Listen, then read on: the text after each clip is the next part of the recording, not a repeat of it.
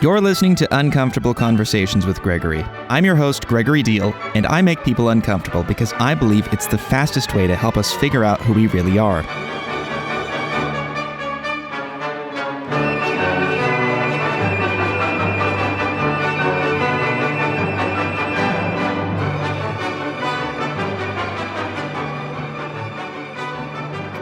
Would you embrace an unconventional life if it meant never being able to return to conventionality? Today, you're going to hear from a young man, well, I don't know what young means to people, a man in his 30s named Greg Curtin. He's going to tell you about how he has traveled the world now for some years, never knowing where he was going to go next or how he was going to put food on the table next, but his attitude is just so almost uncomfortably optimistic. But it's endearing in its own way. He's going to tell you how choosing the life he has pretty much barred him from ever going back to anything resembling a conventional path. Ruined his ability to go to university, to get started on the corporate path in life, but none of that really seems to bother him. Partially because he feels he's very adaptable, and partially because, as all surely testify to, the world we live in is changing very quickly. It's moving away from a limited few conventional options to a world where anything is possible through the development of new economies, new businesses, new social circles. It's part of why I'm so passionate about things like entrepreneurship and expatriation, because we're creating new categories to exist in at an exponential rate. And sometime in the near future, those unconventional paths are going to outnumber the conventional options. And it's going to be easier to forge your own way in life than it will be to just fall in line with what society demanded of you. Some of us are the front runners in this social evolution. Where do you fall? Are you at a point where you must make a choice which side of the fence you're going to land on? Just be aware before you choose, before you cement yourself into one way of living, which way the trend is going and how rapidly things are moving. Anyway, enjoy the show, and please, even though it may seem like someone like Mr. Greg Curtin has not achieved a lot of worldly or financial success, there is just a deeply successful quality to his attitude on life and his sense of identity that even I'm envious of, and I've done a lot of unconventional things myself. To each his own, though. Listen, learn, and get a little bit uncomfortable.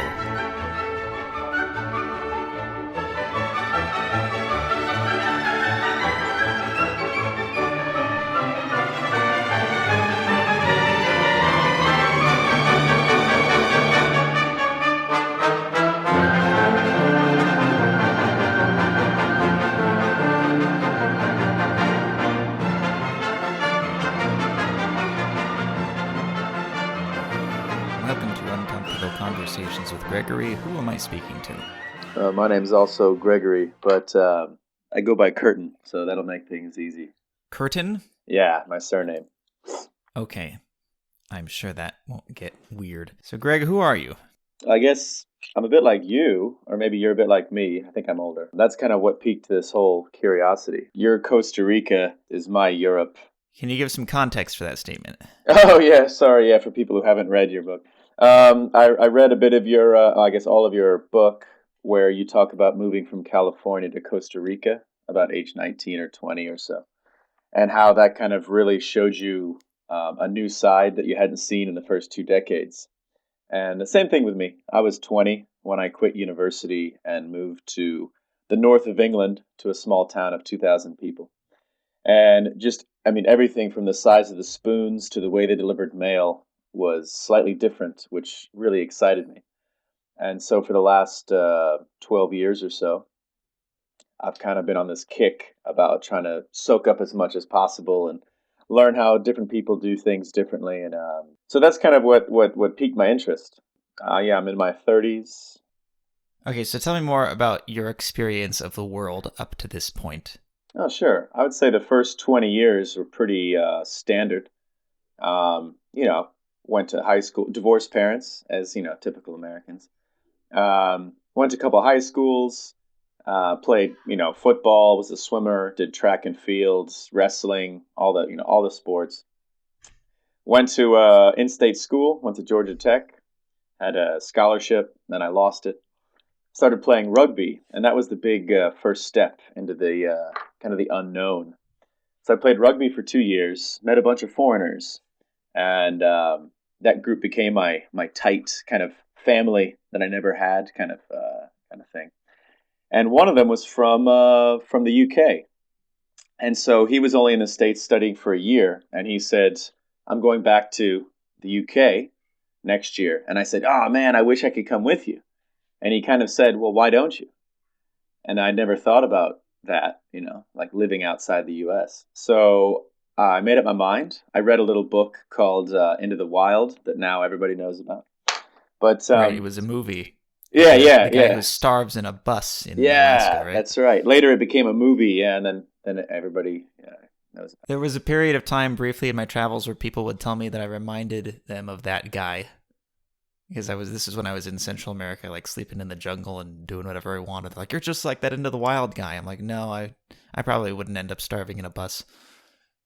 So I did it. I moved over to Whitehaven in Cumbria, over there in England, and I lived with his mom while he went to university. So, like I would help cook and clean the place, take care of the gardening for free rent and all that. And I was looking for a job, and so that's kind of how it all started. And then when I, ran out of money, I got asked to leave Great Britain from the Crown, and Oh, okay. yeah, they're very polite about kicking you out. They send you a letter and everything. But basically, one thing led to another, and by the time I got back to the States, I had no money, so I had to work a couple jobs, bartending and selling pizza. And then I had missed the boat. I was off the path, you know. All my friends were a year ahead of me in school. Um, I couldn't claim to be normal anymore. And so that was very liberating because then I could just do exactly what I wanted. And so I Yeah, ended up because going you to can't reintegrate back into the old context you exactly. came from, so you They have to seek out a new they context. won't let you. They won't let you. So even if I tried to go back, they'd say, "Oh, you're a non-traditional student." I'm like, "Whoa, okay." And do you find that applied in the social domain as well, not just to school? Like obviously you fucked up the whole schooling system, but even just with old friends and trying to live back at home, do you find that you changed so much that you could not reintegrate socially? Yeah, I mean, it was obviously with the rugby thing, it was different because as long as you were playing rugby, you were part of that crowd. But for the people in school, my school friends, it was very difficult. I think there was a bit of jealousy. It was a weird mix of smugness that they were better than me, and then jealousy that they wished they had what I had.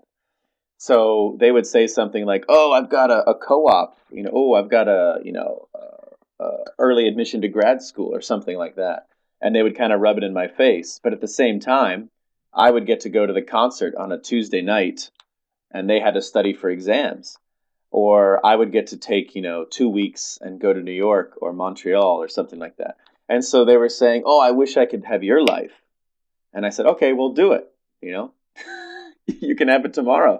I have to say, in about 10 years that I've been traveling now, since 18, most everyone at some point that I've known, the hundreds or thousands of people that it's been, almost all of them at some point have expressed some kind of interest in either traveling with me or just traveling in general or something along that sentiment of, I wish I could do what you do.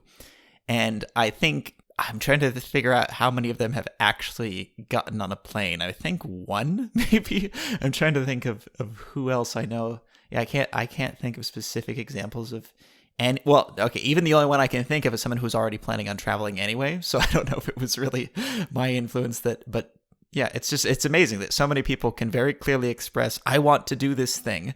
And you can say to them, okay, it's really not that difficult to do. It doesn't require that much money, and I've gotten pretty good at it. I'm happy to show you what I've learned. Lots of other people are pretty good at it too. The information's out there, and that's just the end of the conversation. They say, oh, I'd like to do that, but but I won't. So that's that. And no one gave me permission to do what I'm doing. I mean, it's not like somebody said, "Hey, you should drop out of school. It'll be great. I promise." No, I mean, it was basically a choice. I knew I wasn't that into it. I was doing engineering, and I had all top grades in high school. But in university, we were up against Koreans, Pakistanis, Chinese that were so focused. They were in America for 4 years to get a degree in engineering, and that's why they were there. And me, I was going to parties, and I was going on road trips, and we were listening to music, and we were enjoying the college experience. But when they grade on a curve, you're not going to be in that top 10% or 50%. And basically I told myself, unless my heart's into this, I shouldn't be paying thousands of dollars a year to be here. I need to go off and figure out what I want to do. So yeah, I mean, I think people just have to be honest with themselves. It's easy when you're 10 years old to just, oh, okay, now I'm going to go to fifth grade. Now I'm going to go to sixth grade. But as soon as, the train tracks aren't that clear anymore, you're like, well, where am I going? And I think it's great. Maybe the earlier you realize it's up to you, the better. So yeah, I'm kind of grateful for it. But hasn't been easy, that's for sure. So what has become of your life since then? Because you're now, what, 35? I'm 31. 31. It's not so bad. About $1,000. So it's pretty good. You've got $1,000. Awesome. Yeah, I mean, I'm still in debt, but I've got $1,000. Oh, okay. So your net worth is negative, but you've got $1,000 cash. Always negative. Okay. That's like a. Is that from student loans? Of course, yeah. A Okay. rite of passage in America. Yes, I luckily forgone. No, what is the past tense of forgo? Forwent. Forwent. I like that. I'm going to use that. I luckily Forwent. forwent the entire college experience, including the massive amount of student debt that is typically acquired. Yeah, it's nice. I'm kind of enjoying the experience, but as soon as I get out of it, I'm sure I'll never go back. Okay, so what's now? Yeah, so I would say my last 8 jobs have been in 8 different industries, which has been exciting. So I was living in Austria, China, Uganda, and now I'm in Sweden. And basically, what would happen was I had a lot of potential, I had a lot of smarts, and a lot of interest in various different industries. And I had low standards. I was willing to sleep on the floor. I was willing to work Sundays, Saturdays, whatever they needed. So what usually happened was I would meet somebody doing something very interesting, like a startup or the son of a guy who owns a company, and he could get me in like right away, no job application, no waiting period. And I would basically start the next day kind of thing. And I'd work for that job for like 3 months or 6 months until it either became boring or until I finished my project or until they didn't need me anymore or something like that. So it's been very exciting because I'll jump in and they'll say, all right, we're going to pay you half what we pay a regular employee. And I say, okay, I just want a chance to learn about this. Okay, so you're like the Mexicans illegally coming to America to work for less than minimum wage. Kind of, but like a very kind of different skill set. It'd be like a Mexican coming to live in America who speaks 9 languages and knows code. Mm-hmm. And so a farm could hire them, but not to pick, strawberries. They would hire them to like, hey, can you translate our website into Dutch? And then the guy's like, okay, yeah. And he does that. But once he's finished translating it, it's like, oh, we don't need you anymore. It's like, oh, okay, cool. Well, nice knowing you. And so you might have like a 1 month gig, but you worked on a strawberry farm, not picking strawberries, but, translating their website. And so it's very interesting, the kinds of experiences and the people I've met, because, they kind of see me as disposable because I'm cheap. But at the same time, I'm unlike anybody that they can afford. So like we need this guy for his skills. We're a small company. We can't afford to pay, a big time consultant. This guy's good enough. So it's me learning on the job and it's them getting their money's worth. So it's kind of a nice relationship. But it's allowed me. What are the nature of all these jobs? Coding? No, I don't. I took one coding class on Coursera. That's about it. Just an example. So the nature of the jobs, I've worked in agrochemicals in China for an agrochemical manufacturer doing fungicides mostly. I've been a dancer, which paid my whole salary. I was a jazz singer I've been a teacher. I worked in powdered metallurgy as a consultant, which is like plastic injection molding, but with metal, a whole new kind of technology. So it sounds like you're just doing a bunch of apprenticeships around the world. Kind of, but these days, as you know, we don't really have apprentices. They just kind of throw you into the fire. One of my the last job I had in Uganda, it was like transportation, trucking, and imports and stuff like that. And basically, after you learn a bit about the company, you're there, you're answering calls, you're talking to people. They say, "Hey, I'm bringing in, 2 containers to Mombasa. What rate can you give me here?" And like, this is not practice. This is a real customer, and he needs an answer in the next hour. He needs the proper email with all the quote, done well. Legal has to look at it. Finance has to make sure it's correct. And you're like, whoa, I got to get on this. And so you go to the head of logistics, and he's in a lunch meeting. And, you've never spoken to him before, but you need him to sign off on this.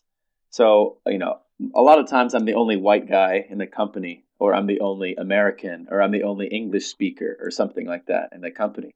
So it's kind of nice to be the oddball, to be the minority. And I always have to figure out where my barriers are. I have to say, okay, this is an Indian manager of an Indian family. Am I allowed to burst in during prayers and interrupt him because of a client? That might be okay in London, but is it okay here? So it's been very, very interesting to not only try to survive with my jobs, but to use them as kind of a sociology or experiment on how these different kinds of people live. So I've been loving it. I mean, I'm not rich, but I've really enjoyed my quote career so far. It sounds like an excellent exercise in rapid cultural acclimation. Yeah. Yeah, there's definitely not much time wasting. I talked a little bit in my book, Travel as Transformation, that I worked as an English teacher for a few years, or I worked as a freelance, like a branding and marketing and sales consultant. And I mentioned that one thing that just absolutely stunned me is how every country, every company, even within the same industry, like even English schools, all had just wildly different expectations of how teaching worked, of how to interact with employees, just professional standards of all types. It was completely different place to place. From Thailand and China and India and Italy and Iraq, like every place was completely different. And all of them seemed completely oblivious to the fact that the way they did it was not just some universally accepted standard that everyone should automatically know. And I would explain to them, I've worked in many countries and I have a lot of experience in this industry, and I'm just telling you that, I'm not used to the way you do things here. And they'd be really confused, like, why wouldn't you be? This is how everyone does it. And like, no, you really need to open your cultural awareness a little bit. But yeah, it's crazy. Like people just think have their very specific ways of doing things, and if you're going to live the life that you do, you're going to have to very quickly figure out exactly what it is they expect from you, and they're very rarely going to explicitly verbalize it to you because to them it's just reality, and they're not going to explain to you, okay, I know you're from another place, and in the place you're from they don't do things the way that we do them, so let me explain to you step by step how things are different here. They just throw you in and expect you to figure it out, and it's deeply offensive if you don't immediately figure it out. Right, and I think people were never motivated before to give a crap about other cultures, and now we have money, right? It's like, why do I have to learn how they do it in Mombasa? Like, well, because if you want to make money from this shipment, they're the ones that are going to pay you. You're like, oh, okay, I guess it's worth my effort to figure out how my customer thinks.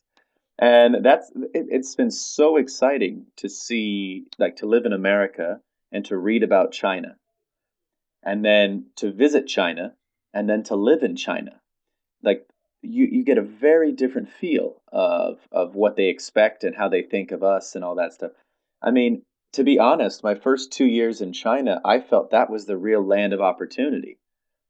Being a white male in the States. Now, I ended up with a degree in finance after it was all said and done. But of course, this was after the financial crisis. So all my internships disappeared, and all the entry level jobs were taken by, you know, guys with 5 years of experience who'd just been fired by Lehman Brothers. So that there wasn't really an entryway there in New York or Chicago or so. So I went to China, and in the States, they said, well, who are you? You're just some white guy. We have to fill quotas. Are you special? No, I'm not special. I'm just normal. Okay, sorry, we can't hire you. Um, you know, what could I do? I could speak English. But it's the States. Nobody cares if you can speak English. Then I go to China, and all of a sudden, I have a business background, according to them, a degree in finance. I speak fluent English. I'm a white guy. So people were coming up to me and saying, hey, come to this nightclub. We'll pay you money to dance. And I'm like, oh, okay, sure. Because of the brand value of having a white person in there, right? Exactly. And not just a white person, but a white guy who's very enthusiastic about dancing, as it turns out. But you're right. They approached me without that knowledge.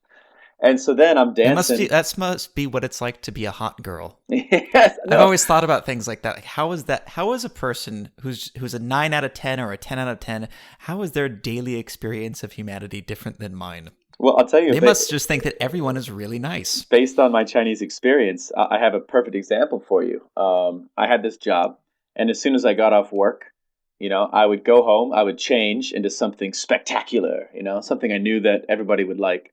And I would walk to the club district. I lived in a city called Wuxi in Jiangsu province in China.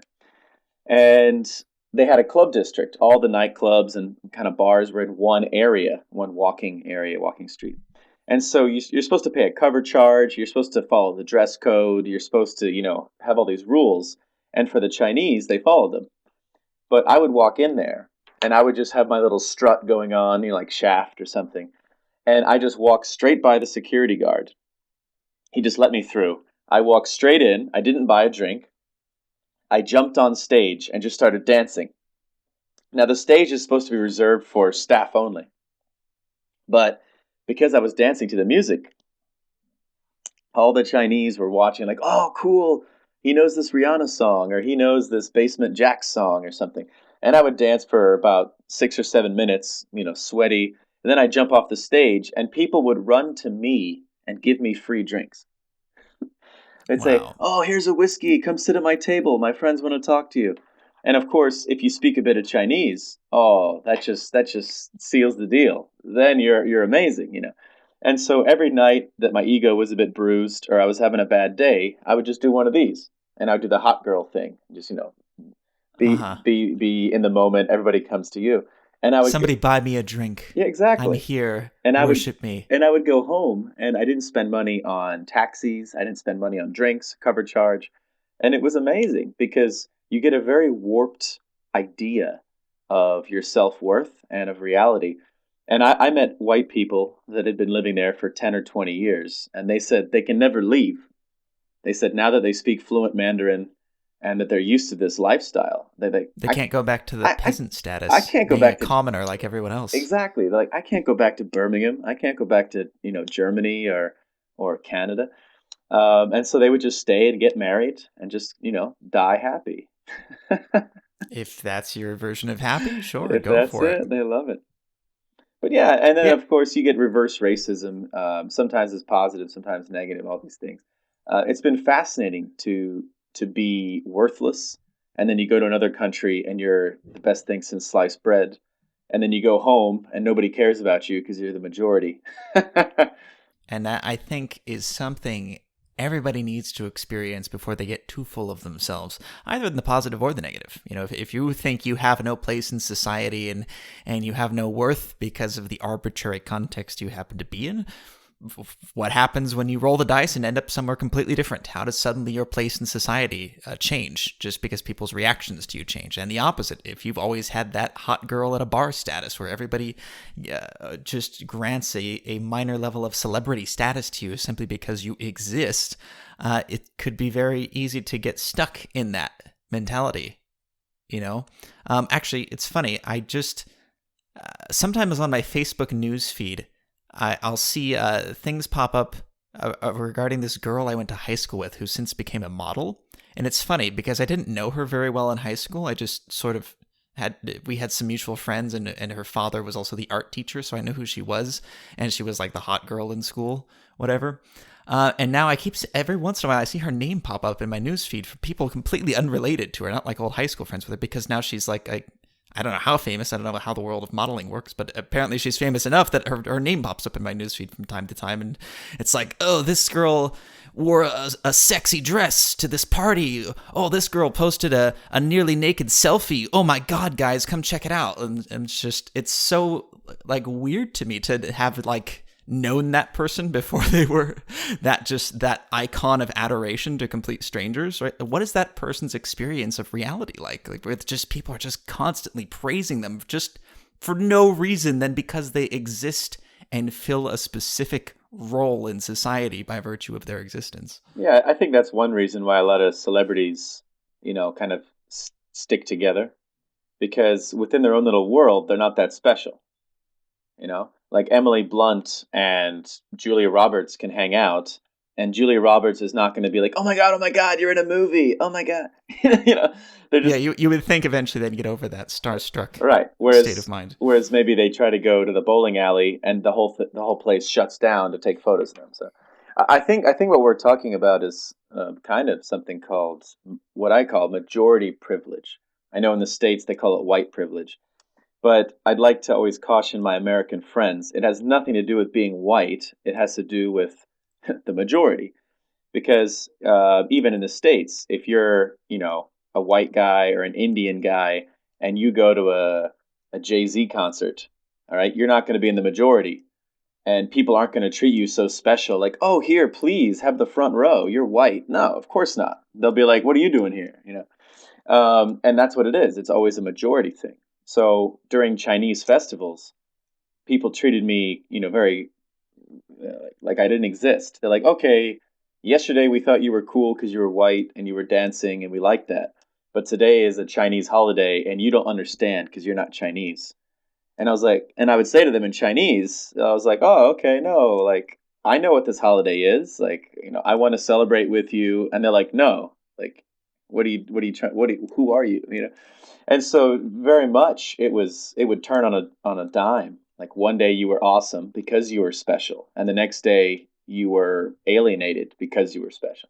So it was a great experience because it really taught me, how what to do when I feel high and when I feel low, how to look at my identity, how to be comfortable with that.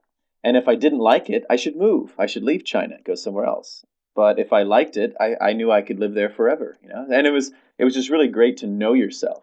And every time I would look back to my, 19-year-old self before I had any of these experiences, and I would say, wow, I was really in a bubble. Like I can't imagine not knowing what it feels like to be a minority, or being in a building and not speaking any of the languages that are being spoken, just having to figure it out with body language. Oh, it's fantastic, fantastic stuff. It's funny because the same applies specifically to things like Asian women, for example, are fetishized in the West. Like, plenty of American guys talk about Asian girls and how hot they are and how they don't age the same as white women. And we talk about them that way because they're the minority in America, right? But when you go to China and everyone is like that, they're not fetishized anymore because now it's normal. And then you become the object of fetishism. I talked about in my book too, in the Philippines, for whatever reason, I'm considered movie star handsome. I don't think of myself as movie star handsome, and most societies on Earth don't treat me like I'm movie star handsome. I think I'm more or less average. But for whatever reason, when I spent 3 months in the Philippines, women in public were constantly just like, had that like movie star gaze at me, or like would turn away and be really shy to talk to me, and I had no idea why.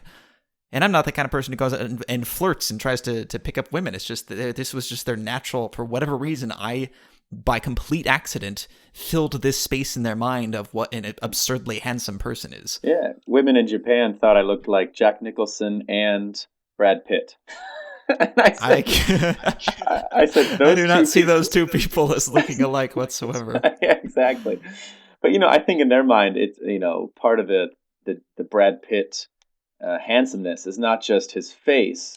It's the movies he's in. It's the explosions. It's the woman that's next to him. That all adds to it. I mean, we do the same thing. We see like Chow Yun Fat or Zhang Ziyi in a film, and we think, oh, awesome, like kung fu, cool. And it's not so much them. It's that there's, bamboo in the That's the background, and association. there's Jackie Chan, of course. a sword on the Yeah. wall. But when you see Chow Yun-fat in a business suit or Chow Yun-fat at McDonald's wearing a sweater, You won't recognize him. you're not going Yeah. to think kung fu. You're going to think, oh, there's a bald Chinese guy. Right.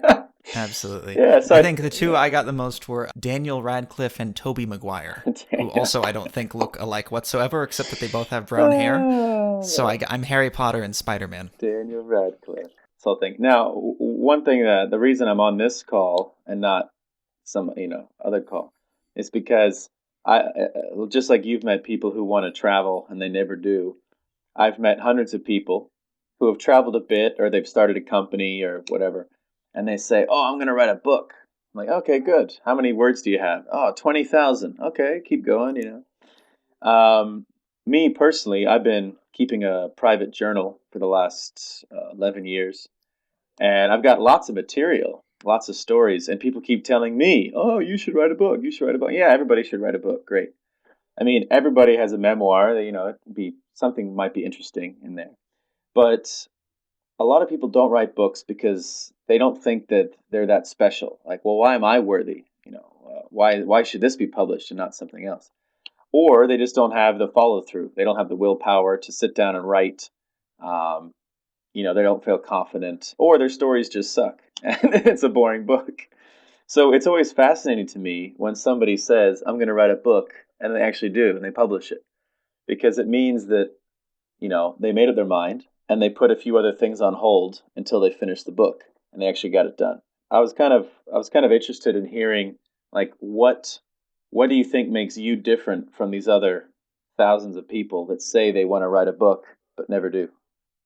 What makes me different, and why I've written 2 books now and plan to write a lot more? Yeah, like, why do you think your first one, for example, why do you think you actually got it, finished it? How do you think that happened? The first one was Brand Identity Breakthrough, which was just all about my interpretation of like how to present something in the optimally attractive way in a business context. But of course, that applies to every idea you ever have. Like, how do you communicate valuable things in ways that people will actually want to listen? And that might be a follow-up book I do too, something more out of the business realm and more of the philosophical, educational realm. The story behind that, which has now become sort of semi-infamous, is that a woman in an online community I'm a part of called the Dynamite Circle, a bunch of digital nomads, online marketers, she approached me saying that she thought I should write a book because we talked about several business things, and she thought that I had enough of an interesting perspective on sales and marketing and branding that I should write a book and publish it on Amazon just to build my reputation. Not even to write an amazing book, but just because it would be a really easy way to brand me as a person with a unique perspective,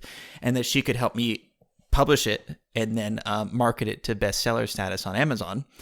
And she was so convincing, so persuasive, and so helpful that I believed her. And I said, okay, you've convinced me, and I think you're the person who can help me do this. Let's do it. Name your terms, and let's get started.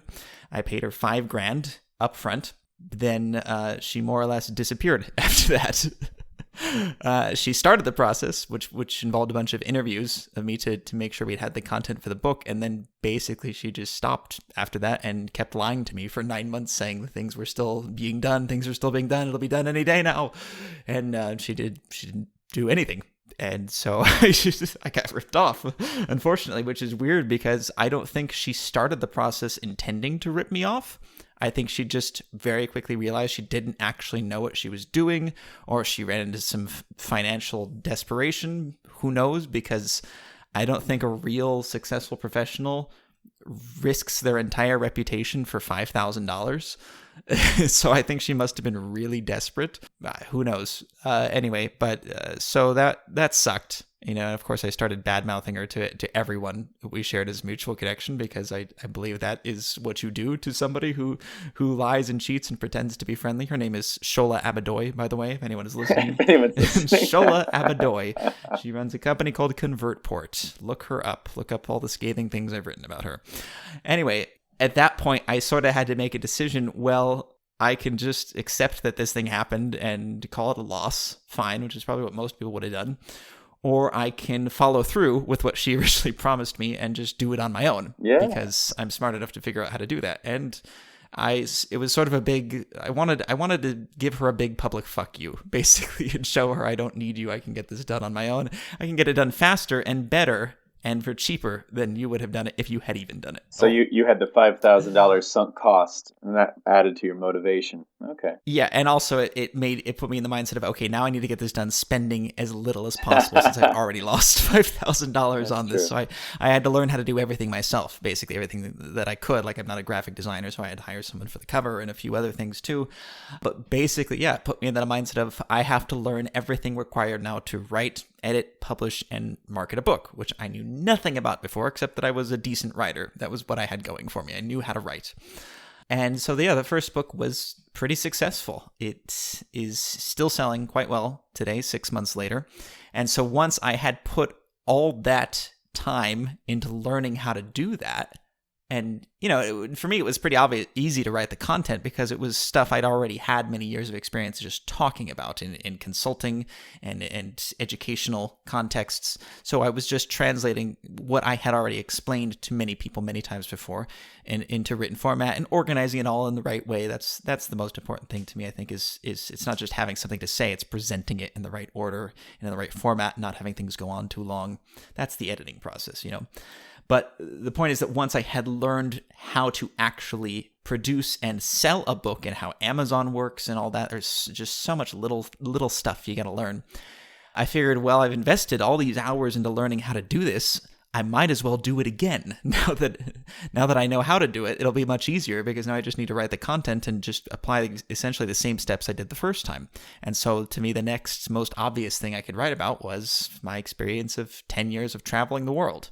An artist, you know, once they paint one picture, they don't stop and say, I'm going to take up sculpture. They probably paint a second picture and a third picture because they already know how to mix colors and how to use the learning canvas. curve is over at that point. And now I've even helped other people do the same thing too with books and online courses because a lot of the same rules apply there. So now I have this whole new skill set that other people can either invest the many dozens of hours into learning it themselves, or they can just pay me several $1,000s to do it for them. Yeah, exactly. Yeah, I think I don't know what's going to happen in the future because it seems like this digital nomad lifestyle, it's not for everybody, of course, but it definitely hit a nerve with people in their 20s and 30s that are saying, look, I don't want to work for 10 years just to get a voice in my company. I have skills. You know, I can speak 3 languages. I can program. I can market. I can, you know, do all these things. I want to make money now. I want to be my own boss. I want to decide where to live. I want to decide how to live. And it's fantastic. I'm giving a speech, a 1-hour presentation next month on a cruise ship full of digital nomads. It's a thing called Nomad Cruise. This will be their 3rd voyage so far. They have got a few more in the works. But they basically cross oceans. They do the repositioning cruises, and they cross oceans one way, and they'll have a few hundred digital nomads on board, and they have workshops. So they'll have people teach others, how to do, let's say, you know, online marketing or how to set yourself up with your phone and your apps, things that you need to be a successful entrepreneur or whatever, seed funding, all sorts of things. So they've asked me to give a speech, and I'm very excited, not just for the speech, but to meet the people I'll be speaking to, because we're going from Spain to the Dominican Republic, and so these people have decided, you know, I'm going to take 2 weeks out of my life. I'm going to go from Europe to the Americas. I'm going to join these workshops. And they all have the freedom to do so. You know, they're making money on their own, or they've quit their jobs and they're writing a book, or they're making online courses. So it's just a very interesting group of people from their 20s to their 40s who are going to be all smashed together, living side by side for 2 weeks on this ship. And I think this is what the future is going to kind of going to look like. You're not going to necessarily have job fairs in an auditorium. You're going to have things like this, or like, you know, Starbucks meetups with 10 or 12 interesting people, and they realize they can start a business together, and then they just do it. I guess you could call it uncentralized. Like, things are moving out from just a few, which is what a career path is, or like the entire corporate world, right? You have a few major players who hold all the opportunity and all the power, and basically to get a small slice of that, you have to fall in line with the way they do things, which is what getting a conventional career path is. But over time, you see that those power nodes are diffusing outward so that there are now many, many more people who have the ability to just start their own company and make their own money and doing a variety of things that would not have been available when it was just a few major players calling all the shots. And we realize, I don't need $80,000 a year to be happy. If I can make $100 from this, and if I can, get $200 a week from taking surveys, and I make $100 from being an art model on Wednesdays at the local university or something, you can piece together all this weird income. And then you look and you say, wow, I've got extra money at the end of the month. I think I'll take a trip to Morocco. And you can have a happy, interesting life without the 5 digit income. Yeah, but another way to look at that too would be that if you wanted the 5 digit income, you could also produce that on your own without having to be a part of someone else's system. Yeah, I mean, I remember for a while I was sleeping 10 hours a day, and I would watch a movie every day, and you would have a lot of downtime, and I'd only put in a few hours of work, but I had enough money to get by and be happy. And I realized, I was like, yeah, if I want more money, I'll just wake up earlier, skip the movie, put more effort into work. So I knew I could do it, if you chose to. It was just really nice to be able to live like you wanted. I like making money, and I'm certainly making more money now than I ever have at any other point in my life. And at the same time, my cost of living is extremely low. Almost anywhere I go in the world, I still manage to live on less than $1,000 a month anywhere I go, usually less than 500 if I'm in a third world country. I'm sure that's something you can relate to. And regardless, as I make more money, I definitely spend more on things like, toys, like nicer laptops and cell phones and things that I'm actually going to get a lot of utility out of. But I still keep my costs very low.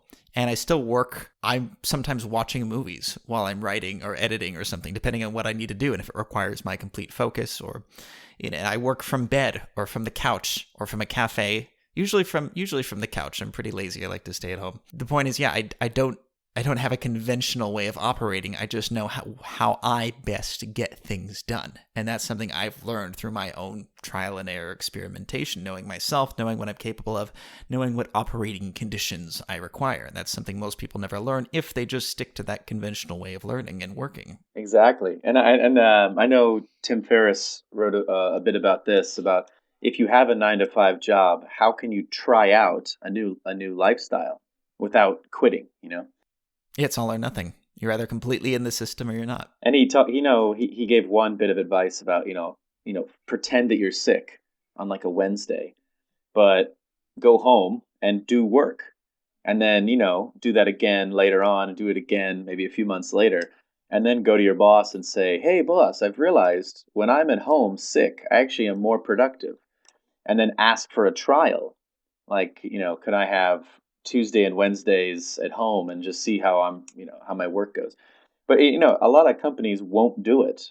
They'll say, no, unless you're sick, you have to be here. And it's such a shame because you're right. People do have different operating efficiencies and stuff like that. And maybe for most people, it's best to be at the office surrounded by people that are working. But for some people, they can crunch it. They can wake up at 5:30 in the morning and finish their week's work, before 6 p.m. So I wish we were a bit more flexible. I think the future, it's going to allow us to be more flexible. I think there are going to be enough CEOs that recognize people have different styles. And then some digital nomads might be encouraged to be brought back into the system and say, yeah, you've been amazing on your own for 12 years. We'll hire you. We'll let you work at your own pace.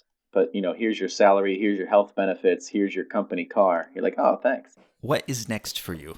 Oh, next, it's pretty exciting. So my whole journey has been solo. I'm not married. I was in Uganda a few months ago, living there, and I met a girl. So we started dating, and right now I'm actually at her parents' house in Sweden. So she's still in Uganda working, but we're planning a little future together. So I'm going to go to Seattle and try to get a job for about 6 months. And then she's going to probably start working in Beijing in August. So I'm going to fly to Beijing and we're going to live together and give it a go back in China. She's never been to China. I've never lived in Beijing. So that's the future. I'll probably end up being a high school teacher, history, geography, things like that. And on the side, I'll do some writing. I have an adult education program I'd like to start and maybe get a master's degree in sociology or something like that. So that's the future for me. But I'm very happy because after, decade plus of kind of finding myself and my identity, realizing how I can be happy, now the pressure's off. Because I think when you're in a relationship, if you have confidence that the other person is going to be there for you, you don't have to impress yourself every day, like, yeah, I'm awesome, I'm on the right track. You can just kind of rest on your identity and be comfortable with who you are, and then you can live together. So I'm very excited. This will be the first time kind of planning a future with somebody, moving there. It kind of raises an interesting question for me because your approach to work life up to this point seems like you're sort of dating around, trying as many different things as you can, low intensity, low commitment, which is fine. Again, I think that's very bold and impressive in its own way. But now you're also talking about having a partner, like as a committed, sustainable, long-term thing in the romantic domain. Do you have any aspirations of doing that professionally? Finding that one thing or a small subset of things that you care about enough to focus on, even at the opportunity cost of other things. And I'm not talking about necessarily making a lot of money, unless that is your aspiration. I just mean focusing your time on the things you accomplish, specific type of work. Yeah, and that's been a big question the last few years. People that are close to me are saying, which path or which few paths are you going to choose? And that's why I think teaching fits in there so well, because even if the work is, let's say, boring, at least the people change every year. Um, I don't think I could do a job like, finance, like I studied, or accounting year after year after year. And with international teaching, you have, 2-year contracts. So you're pretty much, Beijing for 2 years, Argentina for 2 years, Poland for 2 years. And that way it kind of keeps everything exciting. Language learning, cultural understanding, making new friends, keeping up with old friends, and there's lots of holiday time. So I think out of all the conventional jobs out there, teaching is the best fit for me. I mean, when I was teaching adults in China, I loved it. I was teaching business skills, so I would go into like negotiations and interview practice, or how to write a resume, or how to handle international clients. And those were just great days. I mean, I got paid to do something I would have done for free. And it was just so rewarding that I think teaching has got to be the thing for me. And especially because she's a teacher, it's even better because they're willing to pay us both to work at the same school. And we get all sorts of benefits, travel benefits. They put us in a house for free. Like you said, we could live for 500 or $1,000. I think it's going to feel like the same kind of lifestyle, just a bit more serious. Okay, but is that what you care about? I think so. I mean, you You never think so? know because the way I look at it, You never know. You can never know what you exactly. care about. When I was 21, I liked different things than when I was 20. When I was 22, it was different than when I was 21. So for me, the weight of planning the future based on what I'm thinking now has kind of lost its value because Well, taken to an absolute degree, of course, that's absurd. Though you have to be able to plan something, some amount into the future. which I think bases itself on identity. If you know who you are and you can have confidence in yourself and being able to survive and thrive by being yourself and putting yourself in an environment where you can do that and be yourself, then I don't think the other things matter as much because that's my experience. Like when I didn't know myself, I had a great situation, but I was suffering. And everyone looking at my situation was saying, "Oh, you're so happy. Things are so great." And I was like, "No, I'm suffering. I'm suffering." But lately, because I knew myself, I can be in terrible situations and I'm totally fine with it. They'll say, "Oh, you missed the last bus. You're going to have to walk 11 kilometers home and it's raining." And I'm like, that's fine. I actually haven't been in the rain in a while. This will be a nice experience. And 11 kilometers walk, I could use the exercise. And they're like, you're crazy. And I'm like, well, yeah. I mean, if I didn't want to miss the bus, yes, then I'd be crazy. But I'm fine with it. Like, I understand myself and I understand my limits. And catching the bus or missing the bus is not a big deal. Other things might be a big deal, like I don't like skim milk. I like fat in my milk. Okay, so maybe I'm more particular about what kind of milk I drink. So that's something you feel confident making a long-term prediction on, that for most of your life you're going to prefer full-fat milk to skim milk. Yeah. Okay, that's good. Okay, but could you not apply that same logic to something a little more, I don't know, having a larger impact on your Well, actions? I guess the thing is, I feel like I'm never stuck. I don't feel like I'm making a decision that traps me. Like if I get my teaching license for, the U.S. or something, it doesn't mean I have to teach in the U.S. forever. It just means I have a license. If I want to, I can do it. If you spend $5,000 on a specific lady, it doesn't mean you have to publish your book with her. It just means, oh, you've paid her to do it. Obviously, you did it without her. So you have options.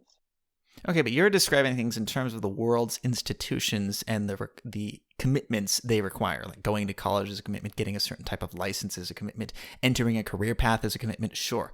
But I'm talking about more internally.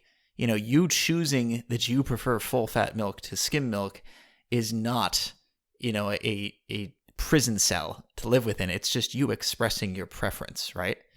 I'm talking about what it is that you care about doing in life. Like, forget your conception of a normal career path or a job or anything like that. If there were no job titles, what would you care about doing? Well, yeah, I mean, I just told my uncle this actually a week ago. I have this idea for these adult education centers, and it's sort of like a town hall where you can discuss ideas. It's sort of like a coffee house. It's sort of like a library. Um, what I'd like to do is I'd like to have computers available that have Skype contacts from around the world who are willing to teach languages. So you have, 20 or 30 people in Spain teaching Spanish.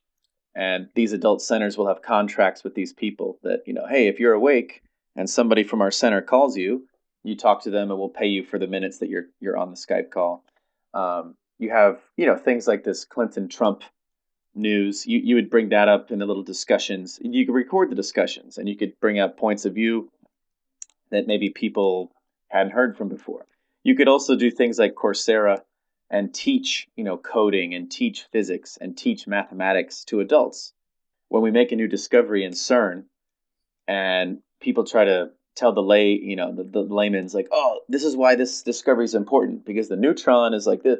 They're like, what are you talking about? Like, oh, all right, come to our center. Let's take a physics lesson. Let's learn what the hell we're talking about here. That's what I'd love because I think there is a curiosity that exists within adult minds all around the world. But people are either ashamed or ignorant of how to, how to show that curiosity and how to get that knowledge.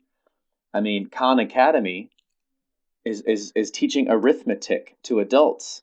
They're teaching, 8 times 9. And people are taking these classes because they're ashamed. They didn't actually learn that in school. They avoided math. But now they're secretly learning it. And I think that's great because what I've learned from all these travels is that there's no right way to do something, right? Like you said, just because people think that's the only way doesn't mean it's the right way. When I see humans understand each other, I see compassion and I see tolerance and I see smiles and I see progress. Yeah. People are happy when they understand something new. It really makes them happy. And I think that's what I want to do in my life, whether that's teaching or whether that's having a 9 to 5 and I just have to share on my holidays and weekends. I'm going to do it because learning a new language and then telling jokes in that language and understanding, cultural references in that language, it's such a rewarding experience. And it hurts me when I see America say English only, English only. It's like, yes, that's great. You speak English, you want other people to speak English. but why are you so against opening up a bit and like learning a bit of another language? Like, I just want to play to that spirit of curiosity and learning. And I think teaching is a perfect example of a place where I could do that. Not only do I learn from my students, but I'm also learning from my research. I'm also learning from my colleagues. It's a perfect place to be. So that's kind of another big reason I'm thinking of the teaching thing. So, yeah, what I'm hearing is you obviously care about enabling curiosity and growth and learning throughout life and the sharing of information, all wonderful things. Again, if we didn't have to look just through the restricted view of what you think a teacher is or the various different ways that countries have created spaces for teachers to operate, again, I know exactly what you're talking about because I worked as a teacher in many different countries. So if we ignored all those culturally appropriate interpretations of how a teacher works, fundamentally what you care about is getting people at any age to continue their intellectual and emotional development, right? It's just that we're so limited in thinking, okay, this is how it's currently done. So we're just going to have to keep doing the way that people do it. Yeah. Well, I mean, for teaching and getting a salary, yes. But I've got a website that I need to put more work into these next few months. But basically, what I'd like to have it do is I post something, usually based off a piece of news. So they'll say scientists discover blah blah blah blah blah, and then I'll write an opinion on that. So now you have two articles on that site. And then people are going to comment like, "Oh, I don't agree with this and this and that." And then what I do, I go through and I end up picking out the best two or three arguments for it and the best two or three arguments against it, and we save that as a package. You have the original article, my opinion, and then pros and cons. Okay. You save that as a package. Now, after a few years of these postings, you can have little groups. You can have science, you can have anthropology, you can have politics, and you can basically have these little arguments of both sides. And then what I'd like to do is, yeah, you could turn that into a class or whatever, but I'd love to just create spaces and share these. So what I've done in China and in Uganda, I've hosted meetings called salons where you just say something like, "Hey, we're going to talk about anarchism," or "We're going to talk about the classics," or "We're going to talk about why are Brahms and Beethoven still played today?" And you invite just random mix of people and you serve crackers and juice or whatever, and you just have like a 2 hour discussion in your living room. And these are fantastic. And this is what I want to do for the rest of my life, no matter where I live. Even when I'm traveling, I search these out. I was in Lebanon in a few cities, and in Tripoli and in Beirut, I went to salons hosted by locals. And we had doctors, we had garbage collectors, we had students, we had engineers. It was amazing because you get everybody's opinion and you can see how tolerant some people are and why. Oh, it's because my parents did this, or it's because I've had a personal experience, or it's because I lost my hand when I was 8 years old. They have a different outlook on life. And I think not only having these moments face to face, but then if you could record them and if you could show the points that people make and put that on the internet, now all of a sudden you have a place that crushes ignorance. You have a place that shows. Well, just look at this recent U.S. election. When the results came out, the immediate reaction from a lot of my liberal friends was, "Oh, all these white men didn't want a woman in the White House," or something like that. And then the numbers came out, and it showed, more women voted for Trump than voted for Clinton, or at least white women, or something like that. And then they had to tweak their concerns, and that's what this would be. This would be a place saying, "Look, a Muslim man said this. Look, a 16-year-old girl who had been raped said that," and it's going to show the vast, the actual global perspective of all these different people on all these different topics. And I think you won't have to go to Asia and spend 2 years of your life to understand that people might think differently over there. You'll be able to read these things and take them as truth and say, "Wow, I never knew that Japanese had that opinion of Hollywood movies," or something like that. So I think it's a great springboard. Even if I can't get paid for it. I'd love to have a website and these face-to-face meetups for the rest of my life, kind of showcasing these different opinions and stances. So if I could teach and do this, great. Maybe in the future I can get paid to do this, and then I'll quit being a teacher and just do this full time. In the past, they had famous people, Ernest Hemingway. You had poets and painters going to these salons in France, in the U.S., all over, and look what happened. You have great minds come together. It's what we need to be doing.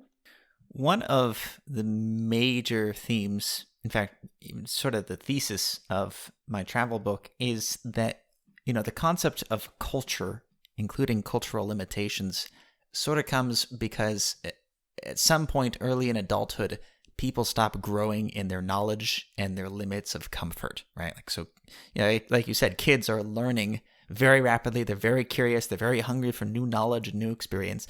And then at a certain point, that stops, either because internally it just naturally slows down, or externally they are pressured to just exist one way and stop growing in all these other different ways. And then that, whatever that setting is, like concrete hardening, gets passed on to the new generation, and that's what we call a culture. So that's why Chinese people act like Chinese people and American people act like American people, and so on and so forth.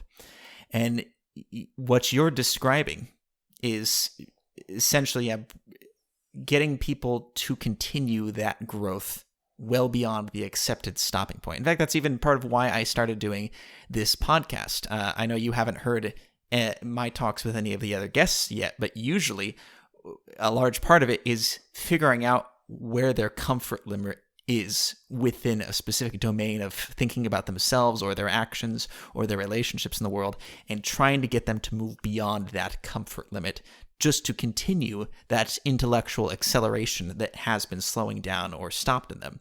I haven't yet identified where that point is with you, because you seem like a person who's still genuinely very enthusiastic about life and very eager to learn and grow. Yeah, I think I've been telling people a metaphor that goes on to what you just said, is that I think when we're born, imagine you're curled up, blindfolded in a room.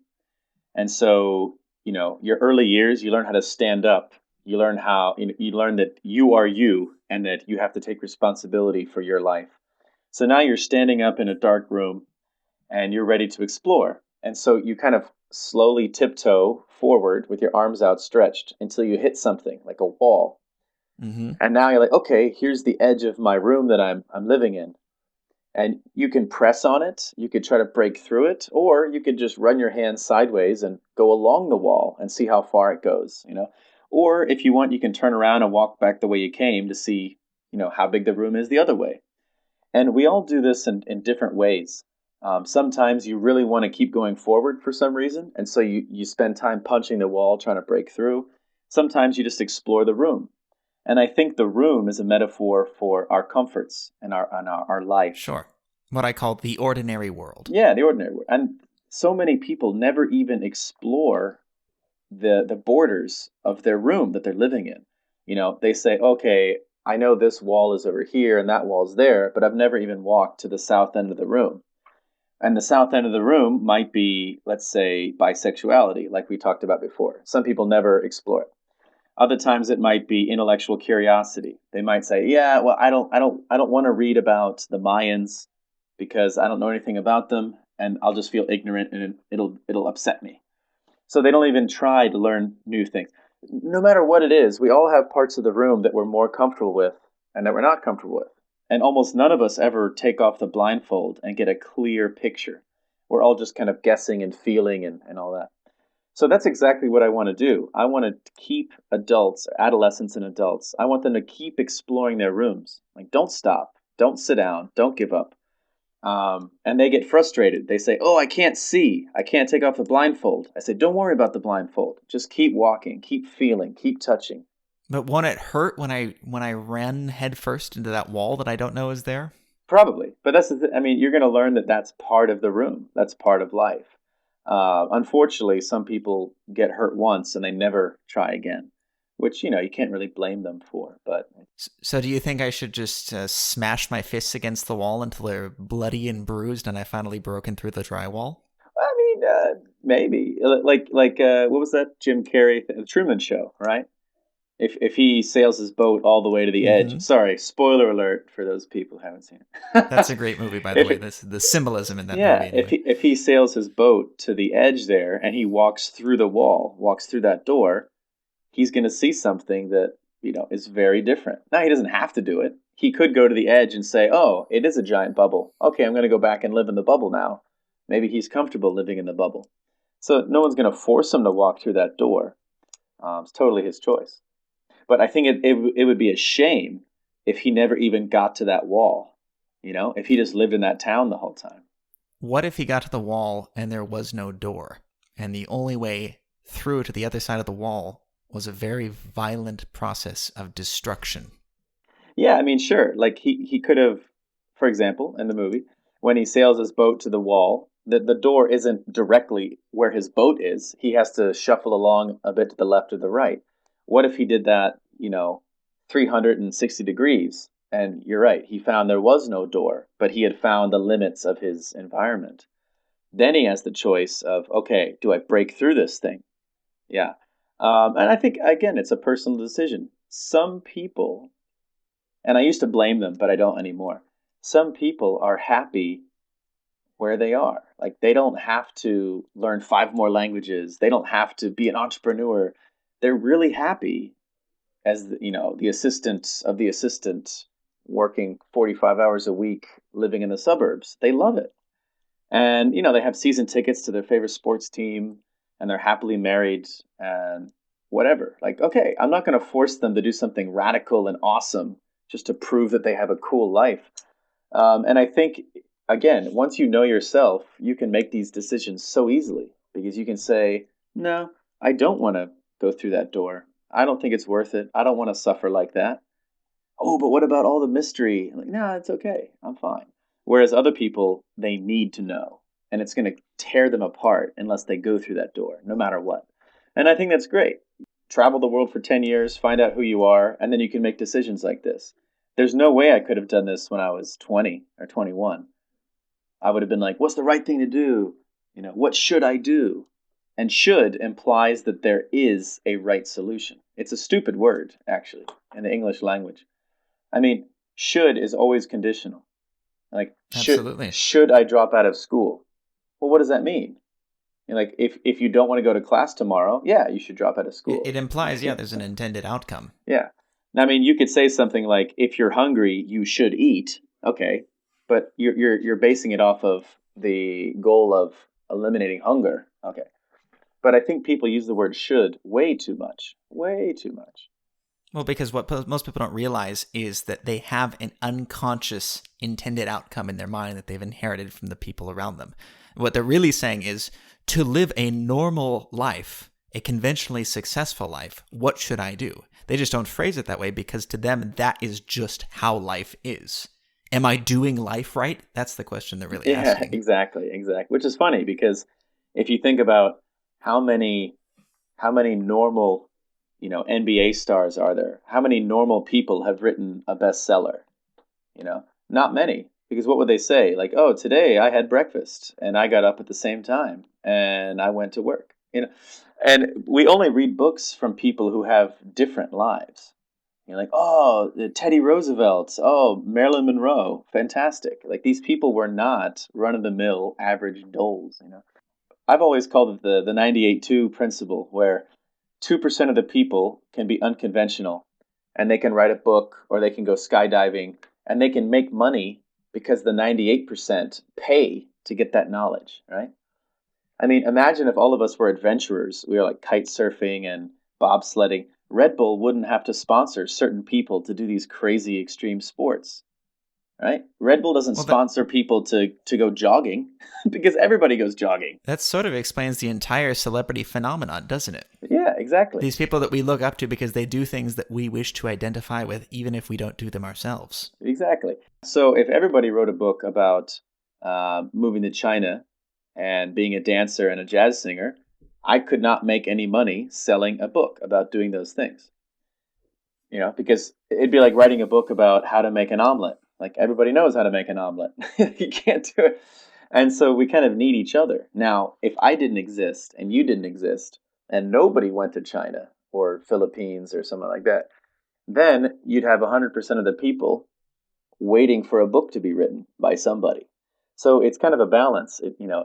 Both sides need each other. I don't want everybody to copy my life. I know it's not for everybody. I'm happy for the people who have discovered the way they want to live. And for those who haven't, I wish them the best.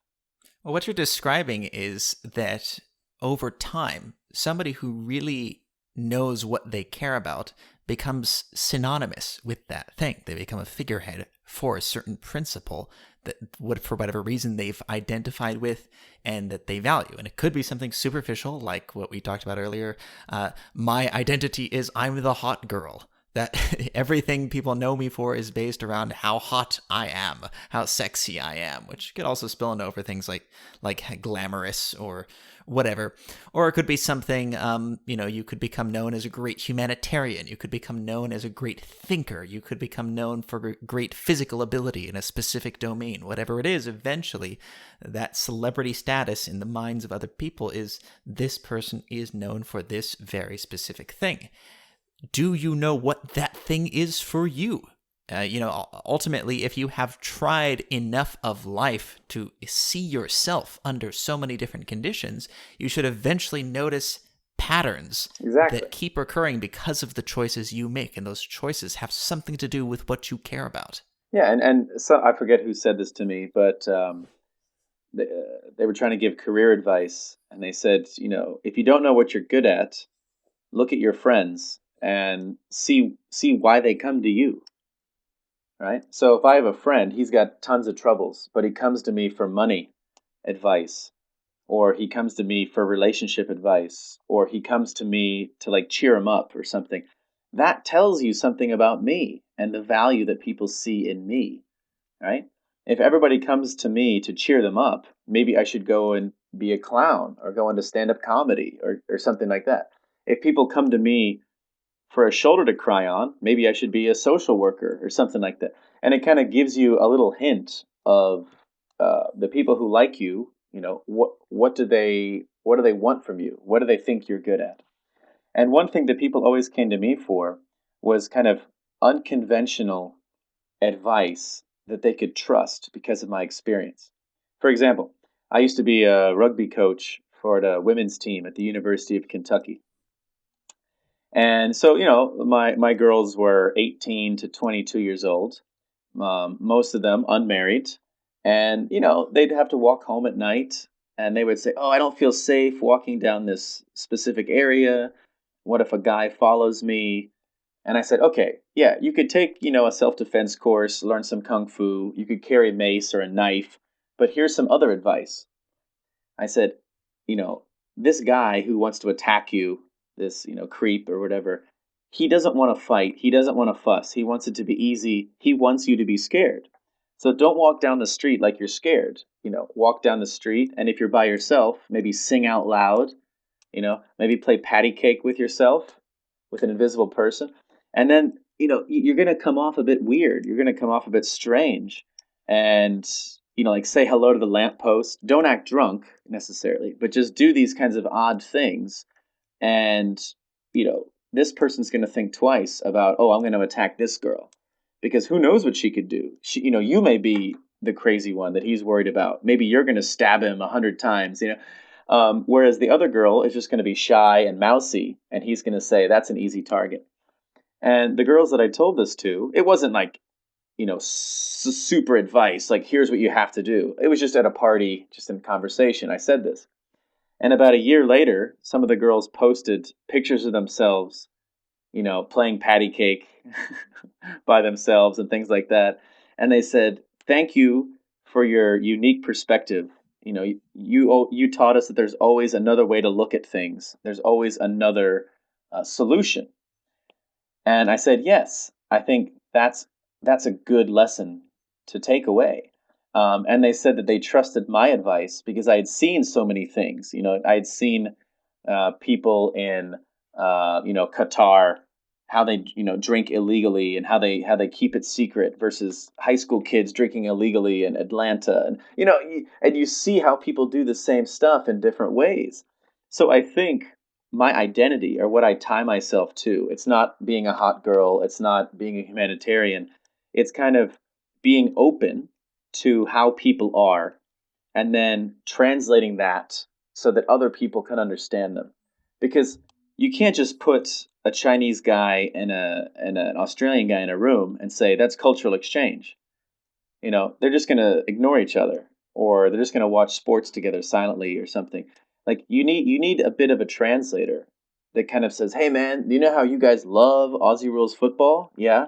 Well, that's how they feel about badminton." Like, "Oh, really? Yes." Yeah, putting it into context they can understand. Context, exactly. Yeah. It's all about context. So I think that's what I'm tying myself to. And to your point, I think everybody ties themselves to an image. And when that hot girl realizes she's not hot anymore, maybe she's 53 years old and somebody calls her grandma, and for the first time she realizes she's lost her identity of the hot girl. That's a crushing moment. There was like a documentary or something. I can't remember exactly what it was, or maybe somebody just told me about it secondhand, but it was exactly what you're talking about, where they interviewed people who used to be like professional models but lost their looks as they got older. And they would ask them, so now they're probably like 40 now, not even like, super old, but just past their prime. And they would ask them questions like, what's the hardest part about losing your looks? And they said, the entire time that I was a 20-year-old supermodel, some people would tell me, people are only this nice to you because you're so attractive. And I didn't believe them. And the hardest part about getting older was realizing how right those people were. Yeah, I mean, anytime you lose your identity, if you're a bodybuilder and then you tear a muscle and you can't compete and you're not strong anymore, who are you? If you're a humanitarian, or let's say you're a philanthropist and you lose all your money in some, tax scam or something, and you can't donate money anymore, how do you show people you care? If you lose your identity, it's a strong blow. So I feel that my identity is this kind of cultural translation. And so I want to put myself in a position so that I don't lose that. I mean, that's why when people say, "Hey, you should come back to America. You should live in Ohio or North Carolina for the next 50 years and get a nice house and just be happy." I say, "No, I'm going to lose my identity. I can't live in North Carolina for 50 years and tell people how the Japanese like Italian food. There's no way. I have to go to Japan once every couple years, visit Italian restaurants. Now I have the authority to say those things." And so that's my fear, is kind of being stuck, hearing the same opinions over and over again. So that's your wall right now. That's my wall. And we saw a great example of that last week, or I guess it's still this week, with the election in the U.S. The echo chamber effect. Speaking of walls, by the way, Yeah, that's Mr. right. Mr. President Trump. To be honest, I don't think it'll be built, but the echo chamber effect. My liberal friends on Facebook that were posting so much. I mean, they were only hearing their own opinion from 100% of their friends. So when the nation elects the other guy, the other candidate, they were like, they didn't believe it. They're like, where is this coming from? Absolutely. And that's the thing. People are saying Trump's going to reverse all of Obama's things.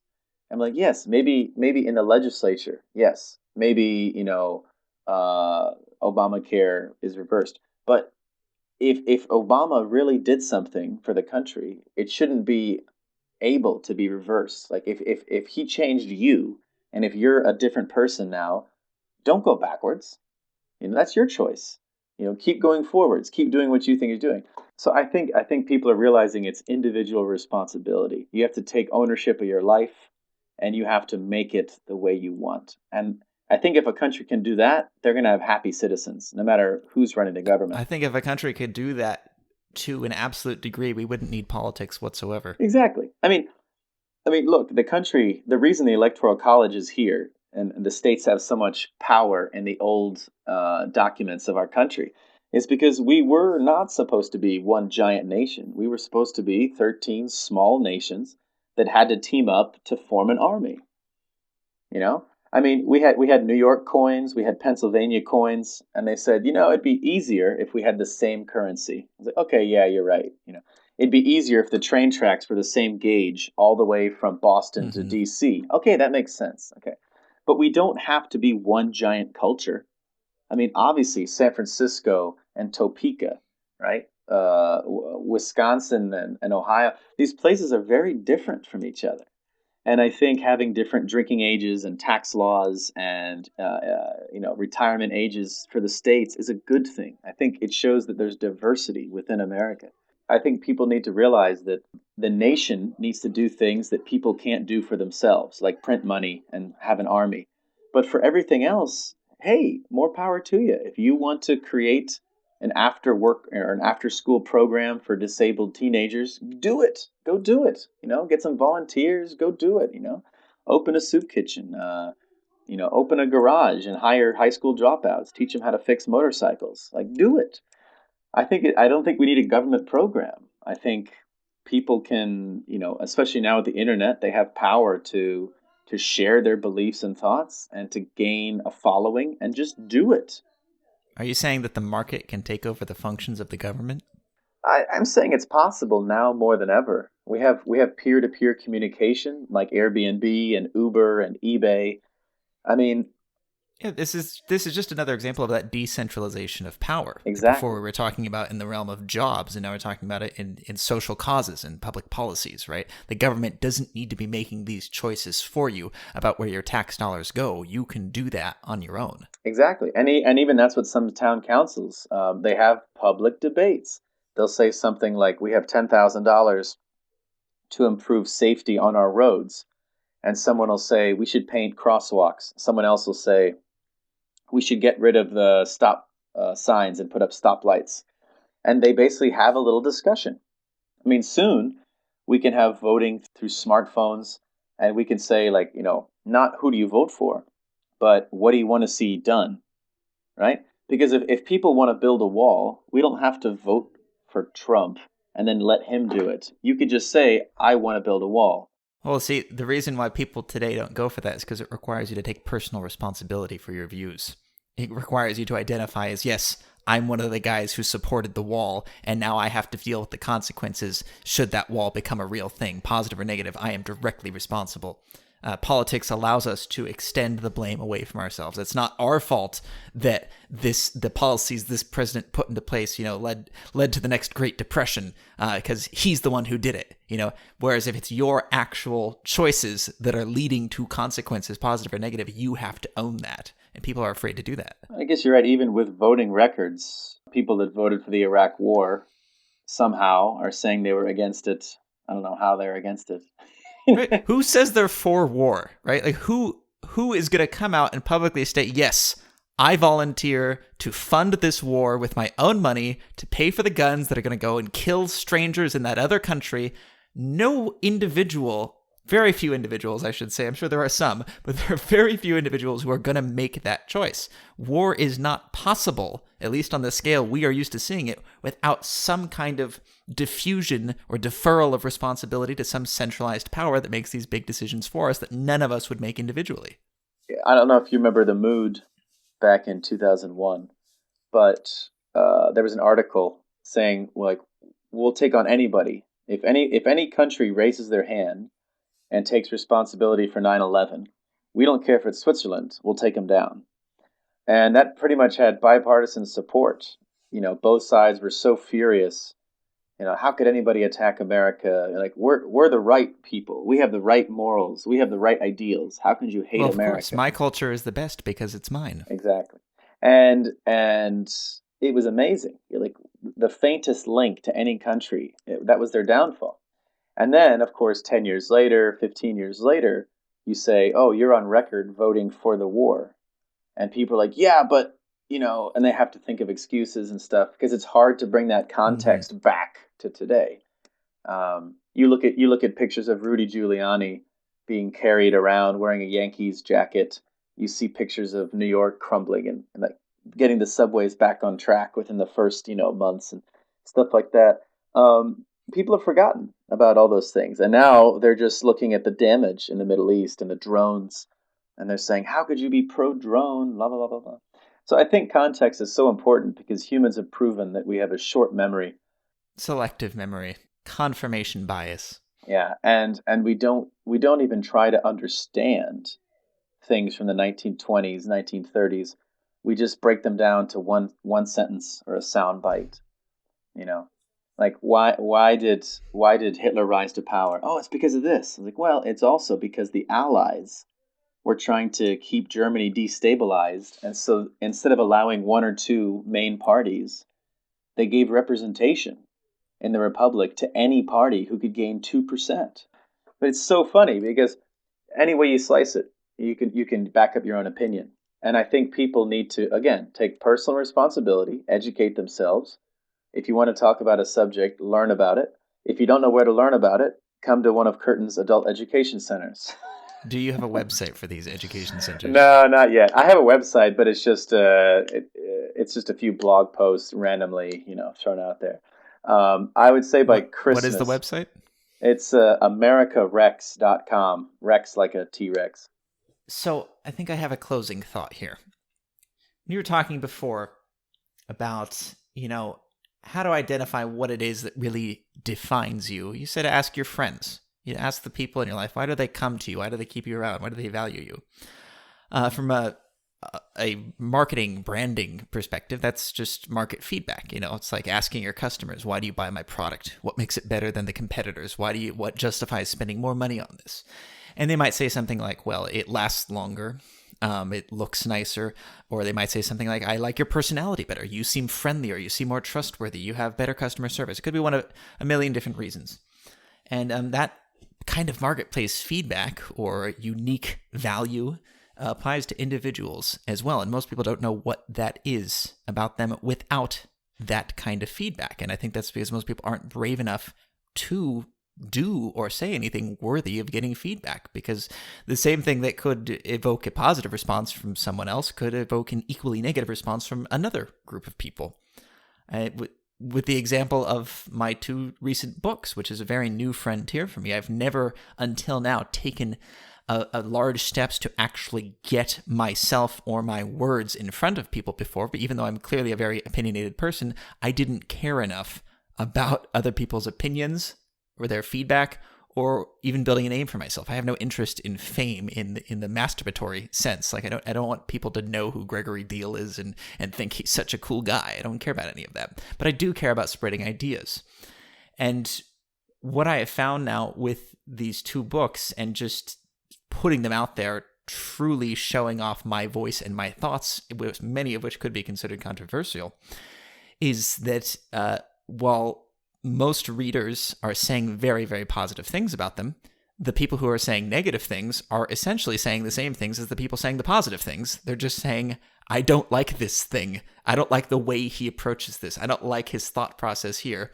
And that's exactly what the people who are saying positive things are saying. They're saying, yes, I love that he does this. And it just shows you that, to be notable in any way, you have to be somehow different. Or like you said, there has to be something exceptional about you that catches people's attention, and they're either going to respond positively or negatively to that. You might hate that I'm very overly analytical and direct and confrontational in everything I do, or you might love that. I don't give a fuck what you think. I'm still going to keep doing it. And you have to be mature enough to make the choice, okay, I don't like this. I'm going to stop listening to this. I'm going to stop reading this. I'm going to not pay attention to this person's existence. Or you can do the opposite, have a very violent reaction to it. And I think that's what stops most people from getting to that point where they're willing to say, this is what I am. This is what I stand for. This is what I care about. This is how I show up in the world, because they're so afraid of that negative social feedback, which is another wall that they have to overcome. And that's exactly what we're seeing in the public realm, in politics right now, because Trump is the kind of person you either love or hate. There is no middle ground. I don't think you can be neutral about a person like Donald Trump, right? He's either your savior or your devil, right? And I think anyone who is passionate enough about anything, curious enough, desperate enough, enthusiastic enough, has to find what that thing is for them, that they're willing to become the figurehead that is either glamorized or demonized for what they believe in. Yeah, and I think unfortunately, so many people are scared to stand out, right? Because, like you said, you have to be out. You have to stand out to be outstanding, right? And they're so afraid I to don't think I stand said it out. that way, but sure, that works. Yeah, that they actually cut themselves off. If they're hosting a dinner party with 6 guests and they have an opinion pop into their head, they'll hold back and they won't say it because, I don't want to upset one of my guests. Well, guess what? After 10 or 20 years of this, if you ask their friends, hey, what's this person really good at? You'll say, I don't know. They're kind of just average at everything. I think that's what He's people are just a cool afraid of. guy.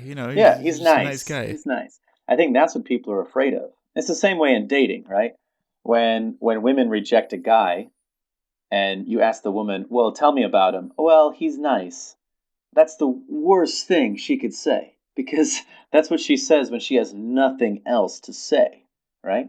I don't think any woman has called me nice Yeah, at least an ever. asshole is memorable. Yeah, exactly. Like, oh, he turns me on, but he's unreliable. Okay, good. Like he's attractive, but he's flaky. Okay, good. At least that's something. So then if you want an attractive person, you can go to him. But just being nice is terrible. I think so many people are afraid to stand out that they don't have an identity. They don't feel like they can be the face of some movement. They don't feel like they stand by a brand. They have no clue what their identity is. It's such a shame. But I do believe honestly that there is a curiosity inside of them. And that's why I hope these kind of adult centers or whatever website, I hope it'll allow them to kind of explore that so that maybe you've been a librarian for 30 years, but you're really into video games. And so you go to your first Comic-Con at the age of 20, or I'm sorry, at the age of like 55, and you love it. And you're like, oh my gosh, why did I never go to Comic-Con before? It's never too late to become the person you think you are. And I just wish that people would listen to themselves. I'm not saying take chances. I'm saying listen to yourself. So if you're a very pragmatic and like nervous and safe person, okay, don't take chances, but be that person who's always safe. And that's what you can stand for. Science still hasn't proven consciousness and like why it's here, why do we have it? So that voice that's inside your head is a very mysterious thing that we can't explain. And if you listen to it, you can at least sleep at night, because you're doing yourself. But if you don't listen to it, if you put your life in the hands of the social norms, oh, you better hope you're happy, because if not, you're gonna pull your hair out. It's gonna be a suffering future because you're not in control, and that's sad. Thanks for listening to Uncomfortable Conversations with Gregory. Like the show? Search for Uncomfortable Conversations in iTunes, click the review tab, and give us 5 stars. Is there something uncomfortable you would like to talk about? Apply to be a guest at gregorydeal.net or click the link in the show notes. Join us next week, and remember, don't let yourself get too comfortable until then.